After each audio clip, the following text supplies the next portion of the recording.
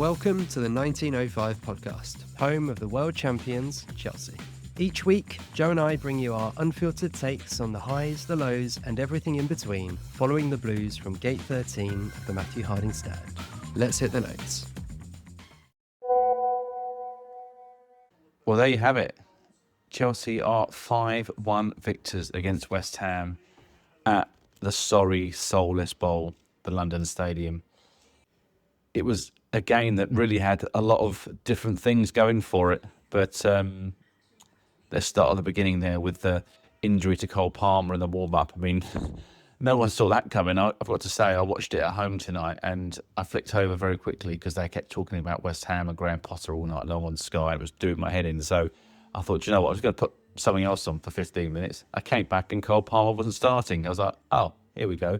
But brilliant for Esteval to get his first start in a Chelsea shirt. So every cloud and all of that sort of stuff.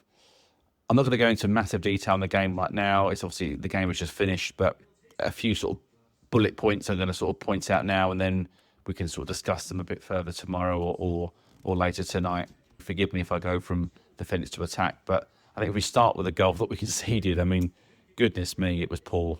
I mean, I'm looking at it, I'm going, is anyone going to shut this ball down? And he just kept coming, and he kept coming. And you can see Paqueta thinking, well, okay, I'll keep going a bit more then, and a bit more. And I'm screaming at Chalobah to go and make that tackle or put some pressure on Paqueta, but he just didn't. And I'm going, well, Tosin should be screaming at Chalobah to go and do that, and he didn't. Very, very weird. And obviously, he whacks it from roughly 25-ish yards. And from the sort of the outset, I thought that's a brilliant finish. And it was a good hit, of course. But what's Sanchez doing? Like, his feet all seem in the wrong place. He goes with the wrong arm, but he does this quite a lot. He always goes with his right hand, which is a bit weird. The ball does swerve away, and I'll give him a little bit of kind of the benefit of the doubt with that. It does move quite a bit, but I feel as though that was a very savable shot. It wasn't like, even though it went in the corner, it sort of went right across the middle of the goal first, and I thought it was a bit of a weird one. But anyway, we'll talk about that more tomorrow. And I'm just going to stand the defence just for a minute or two here. I would be quite concerned if Tosin is going to be our ball-playing centre-back out from the back there. I think he struggled a bit tonight with that. I wouldn't feel massively comfortable. I can clearly see why Maresca wants another defender. I don't know if he's going to get that, but I think looking at it, it looks a little bit strange that they're not going to go for one. I think particularly if they're going to go after forward players in Garnacho and what have you, because I think we really don't need him. We do not need Garnacho. Whether he comes is another story, but if you ask me now, defender or Garnacho, is defender every time. I was a bit concerned about the defence at times. They sort of had moments where they got it back together, and then there was times where you're thinking, goodness me, we're all over the shop. So lots to kind of, I think, deal with. And when we made all those substitutions in the second half, Hatto coming on, Fofana coming on, etc., I was a bit like, ooh, they look a bit out of sorts, to be honest with you. I thought Fofana had a very poor 15-minute cameo. I didn't think he played well at all. I mean, if he had to be the starting centre-back next week because, you know, we had an injury or something, I would be a little bit concerned that he's never going to get through 90 minutes, I don't think. And equally, he looks very rusty. So he's going to need a lot more minutes in the bank before I'm comfortable with him playing. But listen, we've won 5-1. I don't want to concentrate on the negative. Chelsea going forward were wonderful. I thought Liam Delap was outstanding. His ability to hold the ball up and shrug players off, hold players off, is incredible. And the fact is, he's actually taking a lot of defenders with him, and that's creating the spaces, like we said last week, for Esteval, and wasn't Palmer tonight, but Enzo and everybody else to go forward. So pleased with him. He had a really good hour. Esteval and Neto were wonderful. I actually think Neto is man of the match, in my personal opinion. He was everywhere. He was up and down. Defensively fantastic, but going forward, a real menace all night long. His feet were fantastic. I thought his ability to go past players and obviously score a goal as well in the night was fantastic. He was awesome. Esteval on his debut, again, very similar. Brilliant feet, loads of speed, very direct. Should have scored in the second half. But again, he got another fantastic assist when Delap did a lot of the hard work by shrugging off two West Ham players. I thought that Pedro I was really impressed with Pedro because he had a tough week against Palace last week. You know, they were well marshalled. They didn't really come out of their box too much. He didn't have a lot of room. Pedro's with 2 assists and a goal tonight. You know, really, really pleased for him. He tends to come alive in the box, doesn't he? Once that ball is bouncing around in the box, you notice he's the one who's sort of first onto it every time. So, yeah, really good that he's kind of off the mark with a goal in the Premier League and with some assists too. So, yeah, really good. Who was the other one I was thinking was fantastic? Well, Enzo, I was pleased for Enzo because, again, it's another trademark goal running into the box like he did against LAFC in the World Club Cup, like he did against Liverpool at the back end of last season. He's becoming a bit of a trademark, that goal for him now. I thought his performance was much better tonight. He had a pretty poor game against Palace, and I think he needed that tonight to sort of stamp his authority over maybe the players coming through like Andres Santos. So, yeah, pleased for him, and hopefully we can see that sort of goal a bit more often as the season progresses as well. It was nice to see Chelsea score 3 goals from set pieces. The first one, obviously, the Cucurella flick on for Pedro was really, really nice. Last he worked. Obviously, 2 in the second half, one from Caicedo and Big Trev, obviously whacking in from close range as well. But again, nice to see that Pedro was alive, like I said earlier on, for the knockdown for Trev. And yeah, Moyes, goodness me, I haven't mentioned him, but he was everywhere. A bit like Neto in many ways. That guy is just sensational. I mean, he's 1 minute he's scoring a goal, the next minute he's the last line of defence, clearing one off the goal line.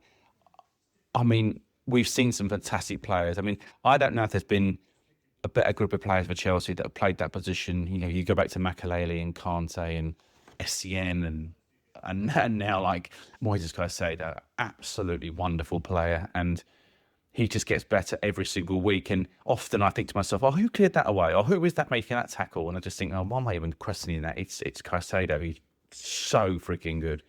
I mean, look, we could go through the whole team. The Reece James ball for Estevao, sort of just before he got substituted, Estevao, where he takes it through. Beautiful build-up play there from the back. Sanchez into midfield, kind of they knock it around, finds Reece James, and he plays that wonderful ball through. And Estevao couldn't quite find the finish, but we had multiple chances later on in the second half that we could have, really put them to bed. But yeah, it was a shame we didn't. But 5-1 is still a fantastic result. I think I was a little concerned. I'm not sure if they switched off or if it was just a case of they need to sort of make a bit more of an effort when we're defending the ball in the box from corners and set pieces. West Ham had a few corners late on after the score was 5-1 in fairness, but we didn't quite defend them properly, which I thought was a bit of a shame. We let them have too many free headers. I thought there was a couple where the Fofana tackle at the end where he gave the free kick away to Ward-Prowse right on the edge. It's scruffy. If the game is 2-1 or 3-1 at that point, you're giving the opposition a free shot or goal. So I just think there's some things to work on. I definitely wasn't completely happy with the back four tonight. I really would be pushing for a defender if I was Chelsea, and I know we've got plenty of them, but I just think that is a massively key role, and we could do really well going forward this season. But if we give away too many cheap finishes and cheap chances, more to the point, I think we're going to come unstuck maybe in a couple of games this year, and I think that's going to be a real worry. So I hope not, but look, I'll leave it there tonight. Fantastic result, fantastic effort.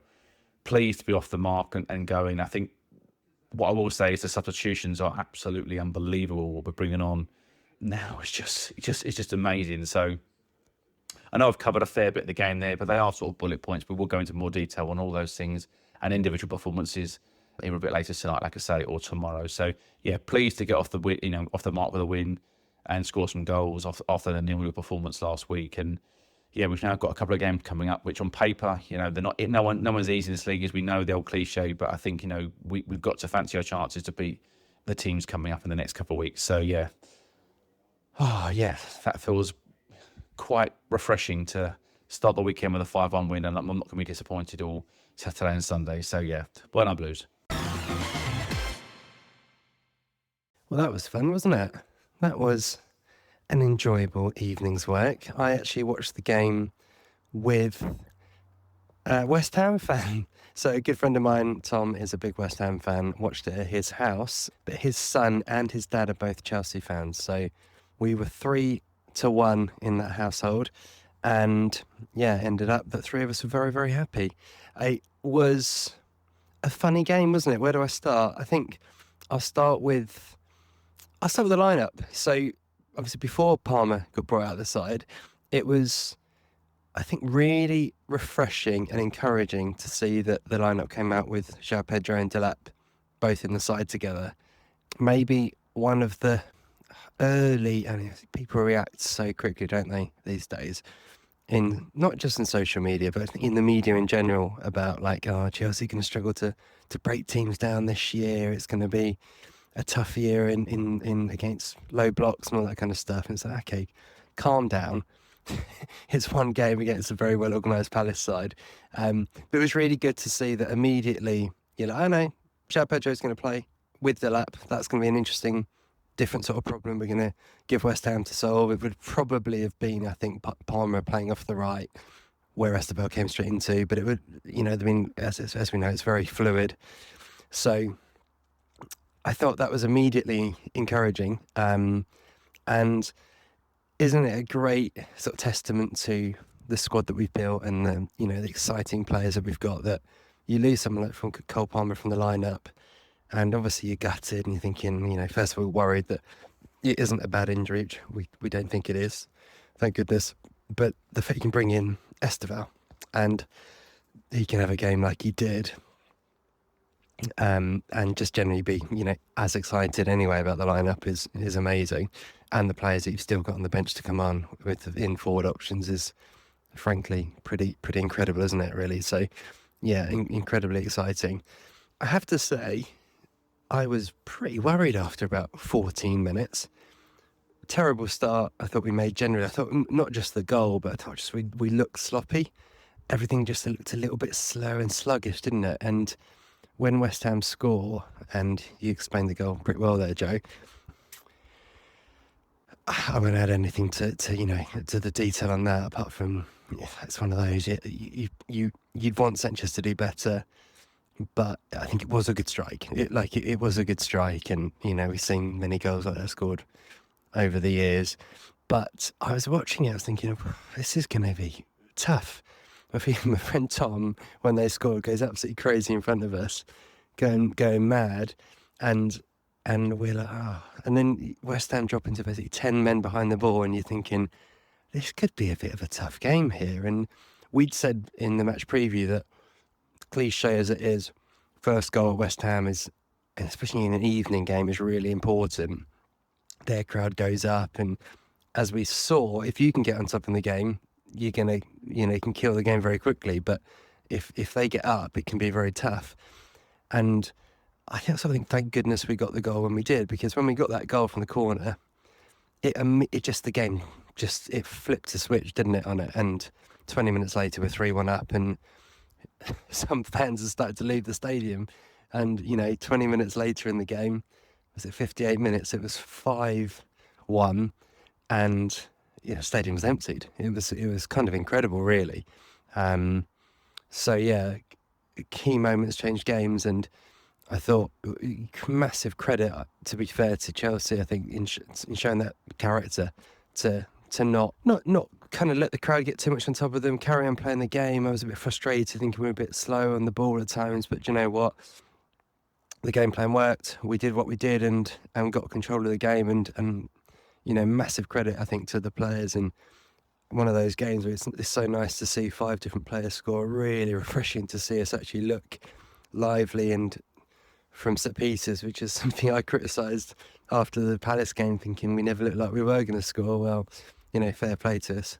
Although West Ham's goalkeeper, who we were linked to pretty strongly last summer, ironically, wow, he really, really had a game to forget, didn't he, Hermanson? I remember being quite keen on him last summer from Leicester, thinking, he knows Maresca ball, he could be a good acquisition, and yeah, he had a night to forget. I think I'll finish tonight's note just on a couple of small points. I think you mentioned it there, Joe, but Estevao, it would have been an iconic Chelsea goal, that one. It was such a good ball from Reece James. It was just brilliant from him, an unbelievable pass. The weight on it was a joke, and you just, with that, hit it. And he obviously cut inside. If he scores, it's even better the way he's taken it. But Yeah, that was his moment, Esteban, to get his first goal. So, yeah, gutted he didn't get that. But a reminder, if we needed it, what a Rolls Royce of a player Reece James really is. And yeah, to echo your point on the centre backs, my fear is that it's going to be something we're going to end up talking about a lot this season if we don't move in the market, which it doesn't look like we are going to. Colwill is such a big loss, I think, to the group. We knew that anyway, but I think you really saw it in a game like tonight. He was really growing into the leader in that defence last season. We saw that in how we finished the season defensively in the last 10 or so games. We were superb in the Club World Cup as well. We were really starting to look solid as a team, solid defensively.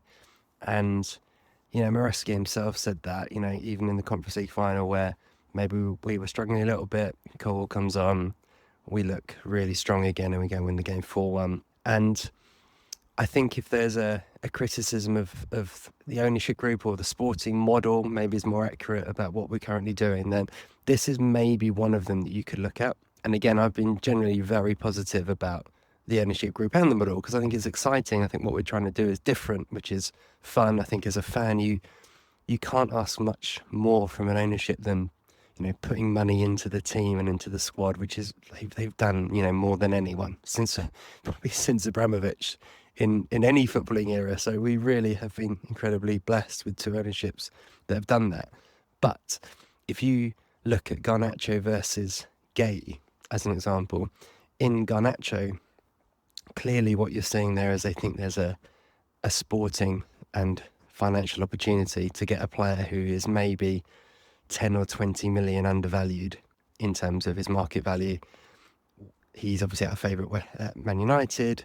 He'll come in, even if you got him for 35, 40 million, they probably think a good season or two at Chelsea, you might be able to spin him for 60, maybe 70. That's the kind of crazy sort of valuations you can get for attacking players, as we know. With Gay, a little bit older, defenders don't get as much money in the market typically.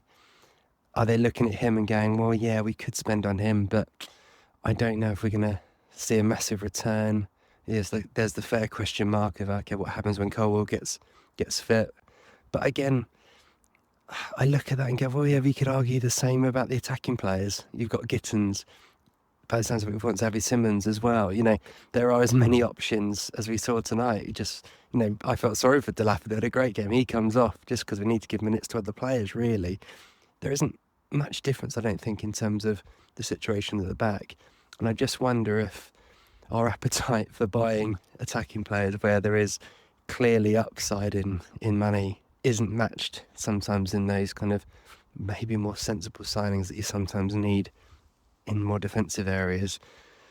And I just wonder if that might hurt us this year.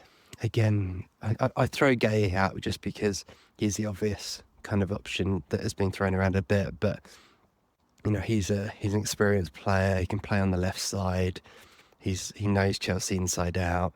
He's a captain leader type guy as he is at Palace.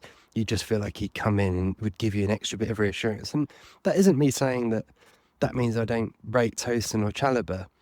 It's more that I think he'd complement them really, really well and would just raise the standard that we have. And like Achimpong as well. I love Achimpong. I just mean add him into that mix and I think you are stronger immediately. And you can put other names into that conversation as well. But I just worry that it's a shame if we don't back Maresca in this one thing that he's clearly asked for. It would be the one thing going into the end of the transfer window. But that's a real shame, The goalkeeper situation, which we've talked about many times, I can just about kind of accept on the basis that they clearly think that Mike Penders could be a superstar. And so maybe not blocking his path makes sense. And I get that. And they see the improvements that Rob Sanchez has made that we've all seen and think, yeah, okay, I get that. I think at centre-back it just feels different. It just feels like you've got a really bad injury. If we want to really do something this season, are we going to come back to that and regret it? And I fear we might. But let me finish the note on a positive, which was it was a really good night. I suddenly got quite nervous before the game tonight, thinking, Oh, we've got to, after a slightly disappointing first day, the pressure will be on a little bit if we don't win tonight. And 1-0 down after, 5 minutes, you start to worry. But we showed amazing character tonight and some really good goals. The feel good was flowing back again. And honestly, it was 5. If we kept our foot down after an hour, we could have got 6 or 7. It had that sort of feel about it, didn't it? But a really good night. And yeah, I think a little reminder, I think if we needed it for Chelsea fans, but probably more for the wider press, that this is a really exciting group of players. And honestly, you look at these guys and you think they're only just getting started. So it's going to be a very, very fun season. I think that might be the word we come back to a lot. It's going to be a lot of fun watching this Chelsea side. So yeah, going to bed very happy tonight. Good morning all. What a nice feeling that was last night.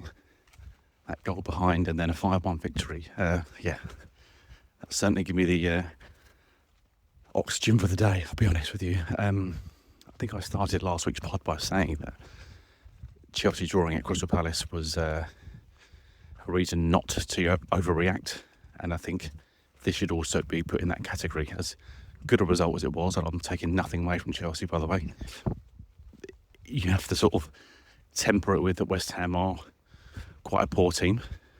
You still got to put these teams away, and they did.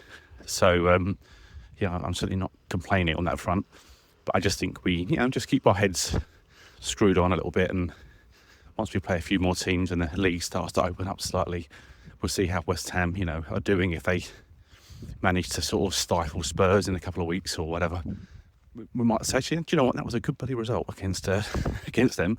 But for now, I think just keep our feet on the ground and stay a little bit level-headed. I think as for the game, thinking about it overnight and waking up this morning, there was a few funny comments towards Liam Delap, which I thought was a bit, well, not just bad taste, but just basically not much football intelligence. I thought Liam Delap was arguably at times our best player last night, and he didn't touch the ball many times. I get that, but his selfless running, his the way he's just able to hold people off and kind of that allows other people to come into the game was truly incredible. And I actually thought on 60 minutes when he went off, we looked a bit flat. That was the moment when West Ham had their period of the game when they came back into it, and they had lots of crosses, corners, a few free kicks, etc. And I felt as though we'd lost our focal point in Delap. So I think he deserves an awful lot of credit last night. I mean, Chris, you just said it there on your voice note, how well you thought he played. And yet you wake up this morning and you see these daft idiots online saying that he didn't score again and blah, blah, blah. All the usual old crap. But I just want to put it out there that I thought Liam Delap was outstanding. I think that him being the head of that three-headed monster with Pedro, himself and Esteval there last night was incredible. Obviously, a huge shout out to Neto. Look, I said that yesterday in my voice note, but I thought Neto was outstanding once again, continuing his form from the Club World Cup. He was a bit flat and underwhelming against Palace, but absolutely no signs of that yesterday whatsoever. He was magnificent. I'm sure Maresca's waking up this morning with a big smile on his face because he's going, I've got Esteval, I've got Palmer, Delap, Pedro, Neto, Jamie Gittins, etc. He's got all these players now at his disposal, which last year he's probably thinking, yeah, we're quite a good team, but I don't trust that player, I don't trust this player. Whereas now he can kind of go, yeah, I've got full faith in all these boys to go out there and do the job for me. So yeah, massive credit to Delap last night. Massive credit to Neto. You've spoken a bit there on Esteval. We'll speak about him, I'm sure, as the season goes on. I thought he was wonderful again. The way he just takes players on, the way he kind of commits people. He forces you to either tackle him or he beats you. And it's a trait where I find some wingers don't like to take people on anymore. It's almost like a case of if I lose the ball, you're going to get bollocked. Whereas I think I love his attitude of, well, if I have 10 dribbles tonight and I get past you 7 times, there's a good chance we're going to score a couple of goals. Which, based on what I saw last night, particularly with Enzo Fernandez's tapping on the goal line, the wonderful hold-up play from Delap holding those 2 West Ham players off, allowing Esteval to get in behind. I see him skinning his defender and sliding it across for Enzo with his trademark goal, like I said yesterday. That is a skill, by the way, from Enzo that you don't really teach that. It's very hard to teach. You've either got that or you haven't. You name me 10 players in modern football that have done what Lampard has done, that arrive into the box late and knocking balls in for fun. There aren't very many. I couldn't even pick you a couple out, but to be honest with you. So, yeah, Enzo, the fact that he's willing to do that is seriously impressive. I also just want to speak about Moises Caicedo because I don't want to dig too much into the defence again. I said my bit last night on that. I think there is some issues there. We'll speak about some transfers maybe in a minute. And I do want to kind of celebrate this victory and not speak about anything that was a little bit negative. So I think Moises was just incredible. I think he gets less and less mentioned every single week because we all just go, oh, it's Caicedo, he does his job. There is a skill in what he does that, again, a bit like I said about Fernandes, is untrainable. The fact that the ball is able to find him almost at all points in the game. He blocks shots from free kicks. He clears balls off the line. He scores the odd goal. And by the way, he's a very good finisher, Caicedo. I've thought this a couple of times where in games he has very good shots at goal. A couple of them have been disallowed in the past. But that goal last night was a really good, tidy finish. Little toe poke into the top corner of the bar. Yeah, really, really nice. But he has this knack and ability to just be in the right place at the right time. And when he first came from Brighton, I think, you see the £110 million price tag or whatever it was, and you immediately think he's going to come in and be better than Kante and better than Makelele and all that. It does take a little bit of time. I wasn't sure what we'd found in him. I think he's got much more attacking prowess than maybe those players. Kante nicked the odd goal, but I think Caicedo's even better going forward. I'm not saying he's a better player than Kante generally, but I think they're pretty much not on a par. But yeah, it's the way he's almost like arrogant now in a funny way. He does the classic in the first half with Fernandes, the 10 passes back and forth. We'll win him. We'll just get the ball, tip tap, tip tap, tip tap, and then he's able to just go later on in the game. In the second half, he could pass the ball normally to his winger, but he decides to put a bit of swaz on it. A little bit of swaz, a 4-1-5-1, just whip it around the corner to his buddy in the wing. And he's just an incredible football player. And I hear quite a few podcasts, Chelsea or otherwise, where they just kind of basically dismiss him because he's so good. And I can sort of understand it, but I just wanted to come on here today, particularly and say Moises Caicedo is an absolute fucking beast of a player. We have got one of the world's best, I think. I wasn't sure when we first signed him in terms of if he was going to be the player we all thought he would be, but based on what I'm seeing recently, the end of last season, most of last season in fairness, but he just looks an animal now. He's just got every trait you want in your holding midfield player. And the fact that he's able to go forward now as well is just seriously impressive and adds more things to his game. And yeah, his partnership, whether it's with Lavia, Enzo, obviously Andre Santos, no one looks bad alongside him. Do you know what I mean? It would be interesting to see when, sadly Caicedo gets injured or suspended or something, where you go, okay, who's going to come in now? Who's going to do that role? We know it would probably be Osugu, but I think that in Caicedo, we're so fortunate, we're so blessed that he just seems to hold everybody to account next to him, and he's able to kind of elevate their performances when they play with him, and that's just a sign of an absolute world-class player. Plus, I think also that when we played Palace last week, I thought that Enzo had a fairly poor game by his standards, and even though he did, I thought Caicedo alongside him carried him, and I think that's the mark of the man, is that he's willing to do everybody else's running, even if they're not having a very good game. And it'd be very easy just to kind of go, I can only do what I can do. But he doesn't do that. He just has this ability to just go another 10%. I'll give you a bit more. I'll make that extra run.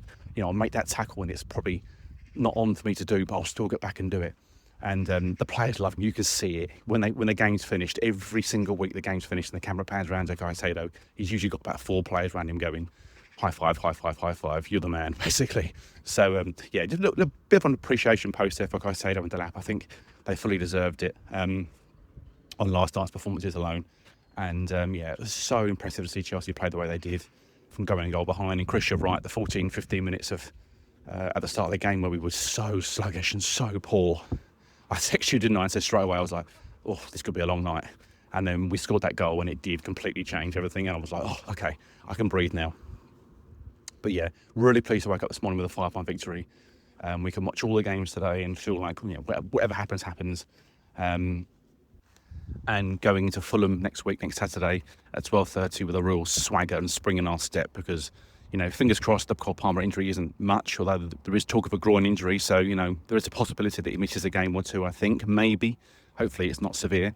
But yeah, that Fulham game at home next week feels a little less pressurised now, because if we'd drawn or lost that game last night to West Ham, I think, there'd been a real kind of cloud over Maresca, and I think a few of the fans on social media and otherwise might have been a little bit hacked off. So yeah, pleased to win, great result, and but let's keep our feet in the ground.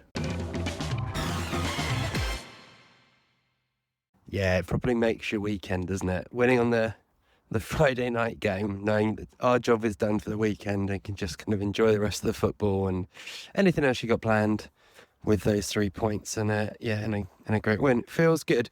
I think the final thing I'll say about the game itself is it's something very positive, little trait of Chelsea's in recent time, is that we have got really good at, what's the word I want to do, stamping on opponents or taking the game by the neck when it's there for us. There's probably better phrases. But what I mean is, once we got that goal, as you say, Joe, we just went goal, bang, bang. And it was suddenly, before you knew it was 3-1. And then first 10 minutes of the second half, we do it again, it's 5-1. And if you think back to some of our recent really good performances, or even not even performance, like moments in games, like the Conference League final, very similar really, 1-0 down, then we get that goal back through Enzo, and at the blink of an eye, it's 3-1, 4-1. Benfica in the World Club Cup was similar. 1-0 extra time. I think it was the second half of extra time, it was 1-0. And before you knew it, it was 4-1. And you could even argue in the actual final against PSG, where that first half we almost saw that they were there for the taking and we were 3-0 up and we got the job done. And it's a really, really great thing to see, isn't it? Because nothing worse than watching your team and thinking, we could have put this game to bed by now, but we haven't gone for it. And we talked about at times last season about, was Maresca a bit negative in his play at times and a bit safe, but really actually when we get going, our football is fantastic. And again, I think that's something that maybe goes a little bit under the radar is how fun and attacking we can be when we get going. So yeah, I wanted to mention that because it was a lot of fun, wasn't it? A lot of fun. When we get going, we are, a really great team to watch. I've wanted to sort of move on from the West Ham game a little bit and talk about transfers. So I briefly mentioned last night the Garnacho and Gay kind of situations, and I think maybe the easier one to start with is the outgoings, and they're dragging on a bit, aren't they now? We were really, I think all of us, quite happy going into the start of the season, how well and quickly Chelsea were getting our business done on the outgoing side. It felt like we were selling a player a day at one point of all the guys that we wanted to get out of the club. That has massively stalled, and it feels like, right, what's actually going to happen with Nkunku? What's actually going to happen with Nicholas Jackson as the two biggest ones? But obviously you've got the looming kind of spectres of people like Raheem Sterling as well, and obviously we need to get Chile a new club as well. So there's a lot of business to be done, and that's not even probably a third of the players that Chelsea will eventually want to get out of the club before the deadline day. I'll focus on the big two, Nkunku and Jackson. It's frustrating, isn't it? It's really frustrating. I think with the Nkunku one, it's this like he's being linked to Bayern Munich and Leipzig, and it's these clubs, particularly Bayern, who when it comes to dealing with Chelsea, just seems to, all they want to do is loan, and like they haven't got any money, and it's just like, come on, you're Bayern Munich. You spent 70 million on Diaz. Get your money out. I think someone like Nkunku actually would be brilliant at Bayern. He's obviously smashed it in the German league before, would go in there and would play plenty with, especially with Musiala's injury, and you just think he would do great. Pay the money, pay up, or stop wasting our time. And it feels like we have a similar sort of conversations with Jackson as well, with teams wanting him on loan and all these kind of things. And I think it's just really frustrating. And I don't know. My feeling, I think Nkunku is an obvious one that his time at Chelsea is over. I think Jackson is an interesting talking point because with João Pedro playing a different role yesterday and showing that, as we knew really, a lot of us thought he would be more of a number 10, not always as a number 9, certainly could play off the left as well.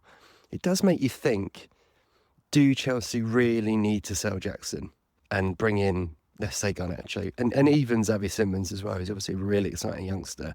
But you look at the options we've got. If you were to bring Jackson back into the fold, you effectively could have 3 very good striker options, or him and Delap rotating with João Pedro somewhere behind. And it just makes you think, are we burning that one off? This is that's a terrible phrase, isn't it? before it's done. I don't know. I think, Joe, I'm sure you'll add to this, and we've talked about the fear that Jackson goes to another Premier League team and he reaches that potential that we know he has. We've all seen it in moments with Jackson. He can terrorise defences.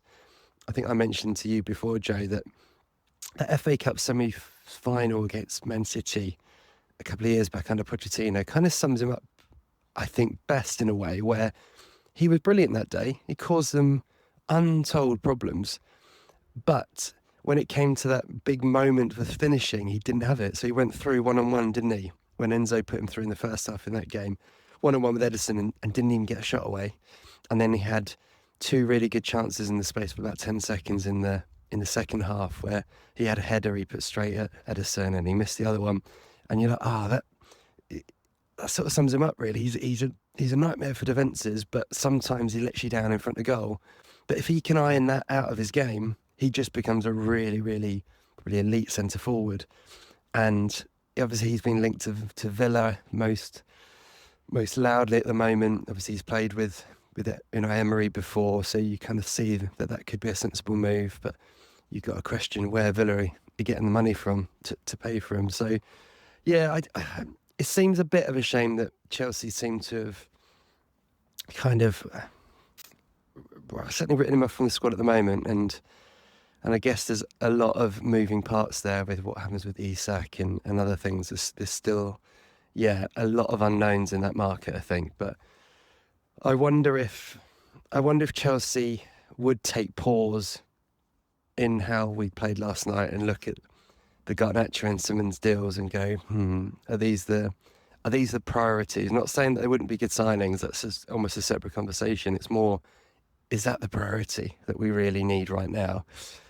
But as I said last night, sometimes I feel like the negative part of our model is about trading players at a point, and they'll always look at that market opportunity part as well. And certainly it sounds like for us to bring in Simons and Garnacho, which the club seem to want to do, we're only going to be able to do that by selling Nkunku and Jackson.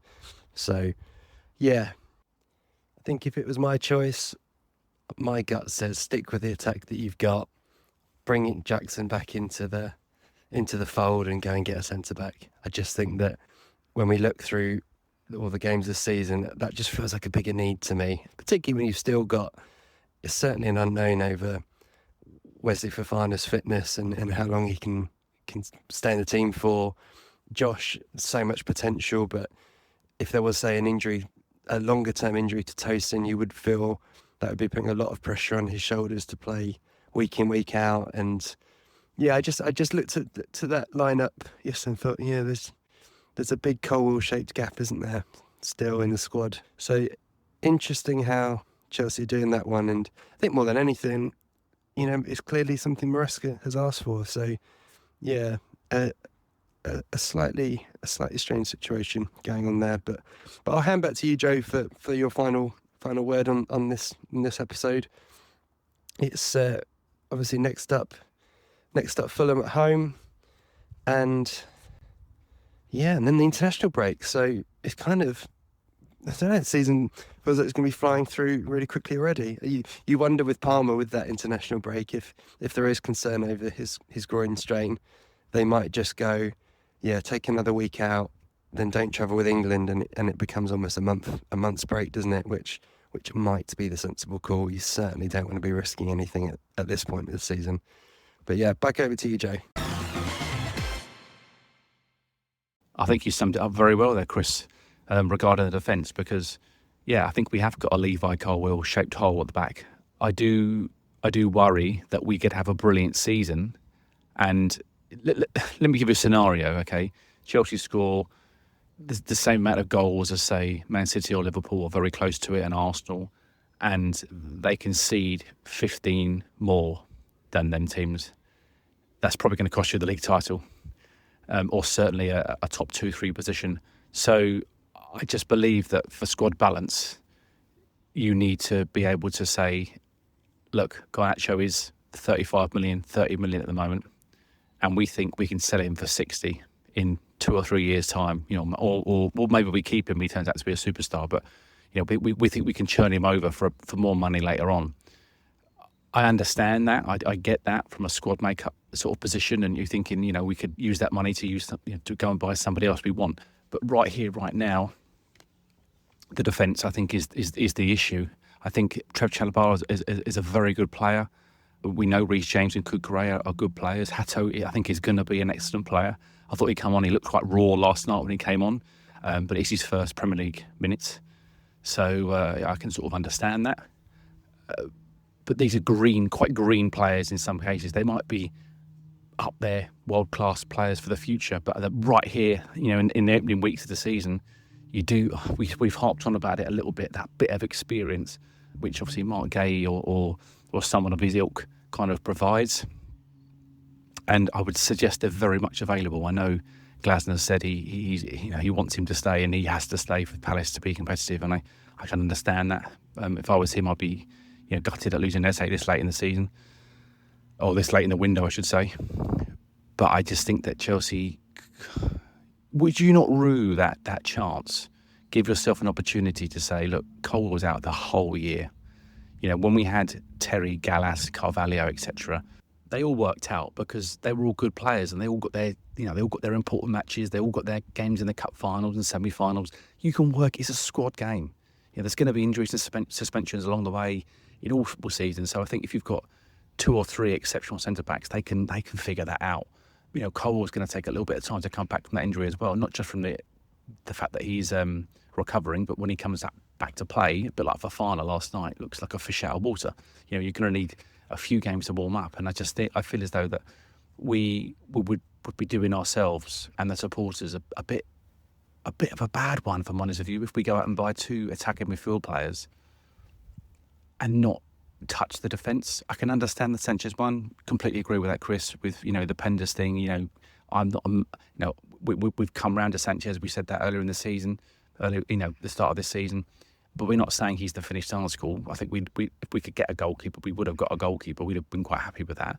But we can understand why Chelsea are saying, no, we're going to sit on our hands. We think Penders is very good. We'll give him a season at Strasbourg. Let him come back and do his thing. But the centre-back is so important. And I felt as though Colwill had really staked that position for himself and was becoming the leader of this team alongside Reece James. So, yeah, I think it's a huge risk if Chelsea don't, delve into that area. I don't think paying... It's not my money, I know. But if they could pay 35 to 40 million for Mark Gay because of the 25% sell-on bonus that we have for him already, which obviously is a reduce off the main fee of, let's say, 60 million. I don't think that's bad. I really don't. For a centre-back, I think that's absolutely on the money.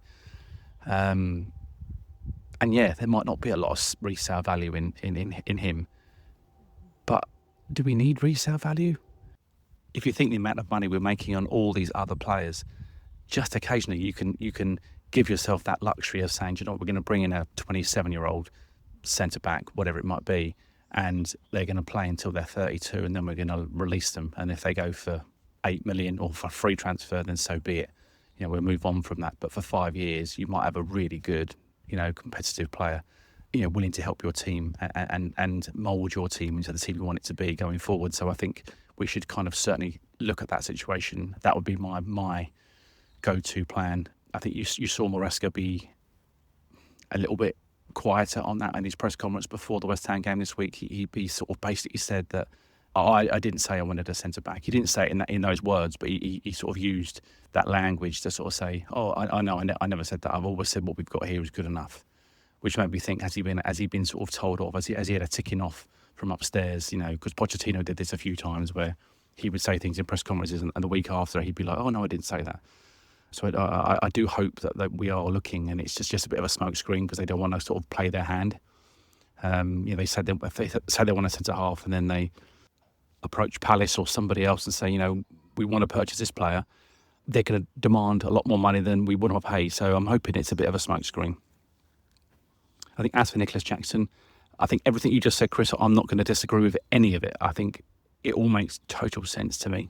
The only thing I will say is as the reason why we might be doing it is because we have to show these sales to UEFA by the end of next week, I think it is. So we have to have sold a certain amount of talent, and it was the squad that was basically used last season. It can't be players that were sort of bought earlier or anything. It has to be players that are here and now. So it makes me wonder: are they thinking of selling Jackson and Nkunku? And Nkunku is an obvious one. We know he wants to leave, and that's fairly obvious. But Jackson is one where you kind of go: is it because they have to more than they want to? If it's a case that they have to sell him, then you just got to try and get as much money as you can and do your best. And maybe they can say, like you said, there's been loan sort of fees been put out there, 10 million plus 60, 70 the year after, obligated to buy, opposed to the one where you can send him back.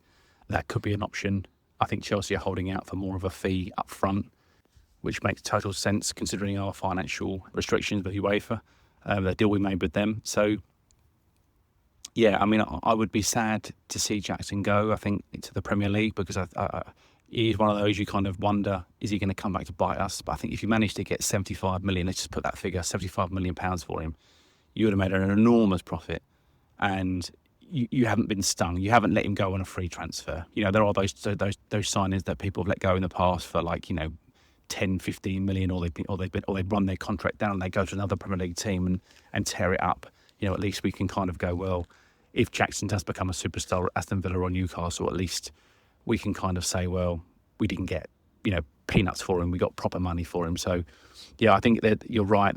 He can easily play off that left side. I don't see that being an issue whatsoever for him. I think he's done that for Villarreal in his younger days. I think he did it very, effectively. So maybe that's a position that, Emery is kind of thinking for him, because obviously they've got Watkins. So maybe he's thinking of playing Jackson off the left alongside him. So, yeah, one to watch towards the end of the window, I think, for him.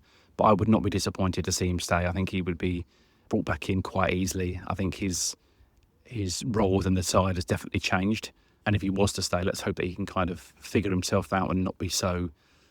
He can be a little bit prickly sometimes, can't he? You can see when he gets substituted, he's a bit eggy and stuff. So let's hope that he can just, if he does come back into the side, he can be a sort of bit of a reformed man and sort of understand that he's not maybe the only player in the team anymore that can score a goal. So it could even take the pressure off him slightly, a bit like we had Anelka and Drogba. You knew that if one didn't do it, the other one might. So I think that's an option there. And just lastly on Garnacho, I think he is a player that divides opinion massively. There's Chelsea fans that say they, 100% do not want him at the club, and there's ones that kind of go, he's 21, I think. He's an Argentine international. He's played for Man United. He's done reasonably well. He's had some quiet matches. There's a couple of there's red flags with behaviour, etc. But I just think United are in a poor place. I don't know if Chelsea would stand for it. But what I would say is this: if you do sign Garnacho, and then 12 to 18 months later on, you find that he's being a pain in the arse and he's being a bit of a toe rag, to put it lightly, in the dressing room and doing what he's doing with, he's done with Man United by wearing, Rashford shirts on holiday and all that sort of stuff. You reap what you sow. So maybe you need to do your due diligence on him and make sure you're not buying a wrong one, because if you do, then unfortunately that's on the sporting directors, because you kind of knew what he might have been like at Man United. So I'm not down on Garnacho. I think anyone who comes and plays for Chelsea in a blue shirt, I'll always support you. I'll give you a chance and do whatever. So but it's not a position of need for Chelsea. That's the only reason I'm down on him, is because of, I think we could, spend our money in better areas. That's my personal opinion. But if it ends up being Garnacho and Xavi Simons come in at the window, then I'll be pleased, of course, because it's fresh faces. It's a chance to give the team a lift and a bump. But like you say, it's going to be at the expense of Jackson and Nkunku. So we'll see what happens. But defensively, I'd like to see some reinforcements, or at least one reinforcement. And I think I'd be a lot calmer for the remainder of the season.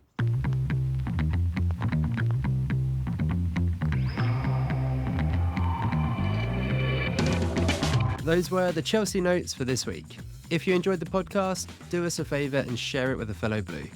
And we'd love to hear your thoughts, so leave us a review wherever you're listening. Wherever you may be, stay carefree, and remember, every little thing's gonna be alright.